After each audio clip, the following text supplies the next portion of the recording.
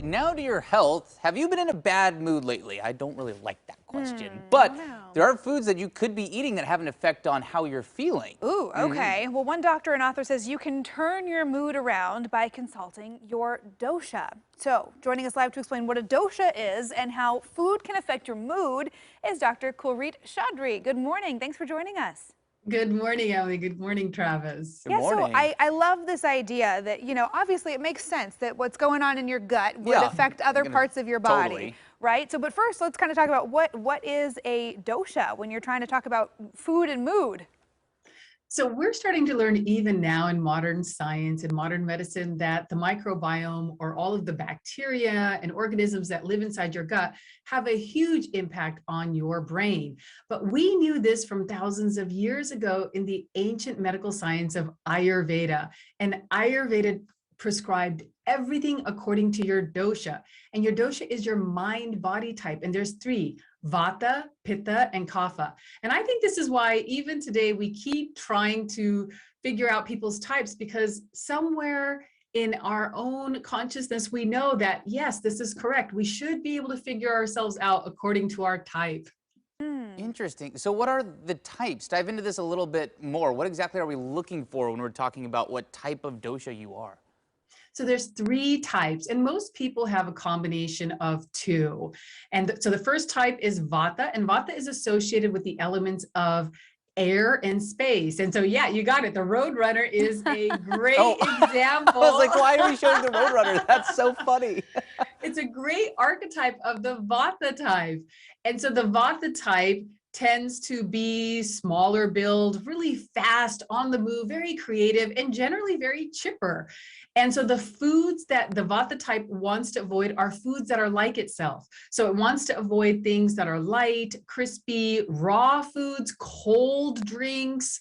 And so for people who are Vata type, if they go on a raw food diet, they can actually develop anxiety just as a result of the foods that they're eating.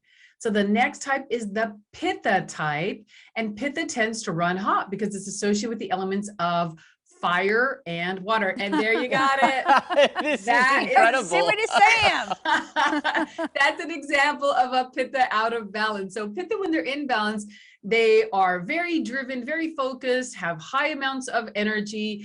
But when they are out of balance, they can tend towards things like anger, frustration, and a lot of the itises, a lot of the inflammatory conditions.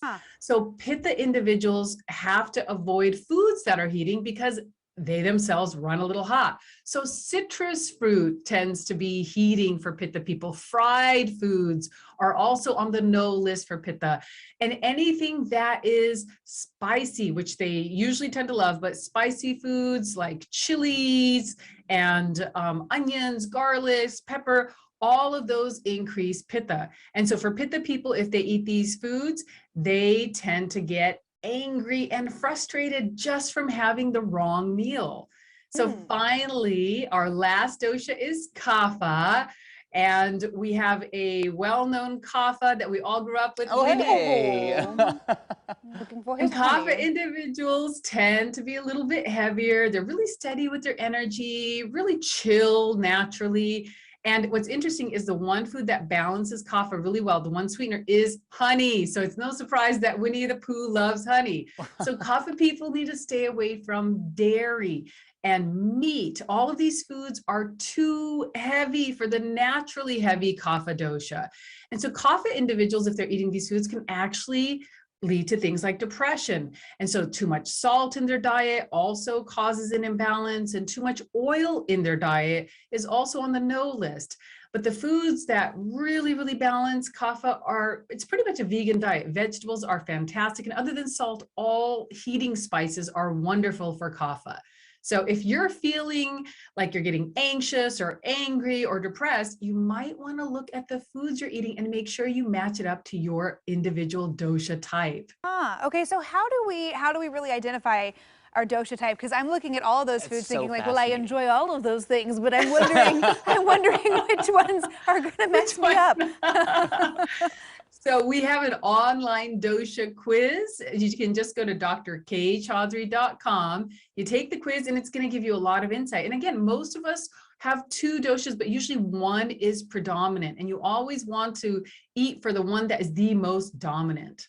Interesting. I mean, yeah, Western medicine has started to really kind of study this like gut microbiome, the impact on your mental health. But yeah, like you mentioned, Ayurveda has known a lot of these things for a long time. So fascinating. I can't wait to find out if I am Roadrunner, Yosemite Sam, or Winnie the Pooh. I cannot wait to figure that out. So, Dr. Chaudhary, thank you so much for teaching us about dosha. I think that's absolutely fascinating. Appreciate you taking the time.